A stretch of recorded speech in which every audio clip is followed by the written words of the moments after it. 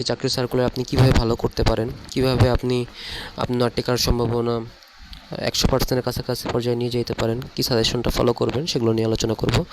তো প্রথমে একটু বলে নেই যে আমার চ্যানেলটা একটু সাবস্ক্রাইব করে দিবেন, কারণ এখনও চ্যানেলে হচ্ছে 48টা সাবস্ক্রাইবার কেবল। হ্যাঁ, আমি চেষ্টা করে যাচ্ছি সবচেয়ে ভালো ভালো ভিডিও দেওয়ার জন্য, যেগুলো হচ্ছে ইন্টারনেটে সহজে খুঁজে পাওয়া যায় না। যেমন হচ্ছে যে টেস্টিং অ্যান্ড ফল্ট-ফাইন্ডিংয়ের অনেকগুলো ভিডিও দেওয়া আছে, ওগুলো একটু দেখবেন।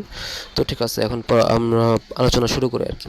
তো এই যে সিলেবাসটা দেয়া আছে, ঠিক আছে, এটা হচ্ছে ইলেকট্রিক্যাল এবং ইলেকট্রনিক্সের জন্য যারা বিপিডিবিতে এক্সাম দেবে উপসহকারী প্রকৌশলী পদে। এখানে হচ্ছে বুয়েট নিবে পরীক্ষাটা। এটা এখানে নন ডিপার্টমেন্ট থাকবে হচ্ছে 25 মার্ক। এটা হচ্ছে 23 সালে পরিবর্তন হয়েছে, আগে ছিল 40 মার্ক করে। 25 মার্কের মধ্যে বাংলা ভাষা সাহিত্য হচ্ছে 5, ইংলিশ 5, তারপর হচ্ছে বাংলাদেশ বিষয়াবলী 5, আন্তর্জাতিক বিষয়াবলী 5। ঠিক আছে, ডিপার্টমেন্ট অংশ থেকে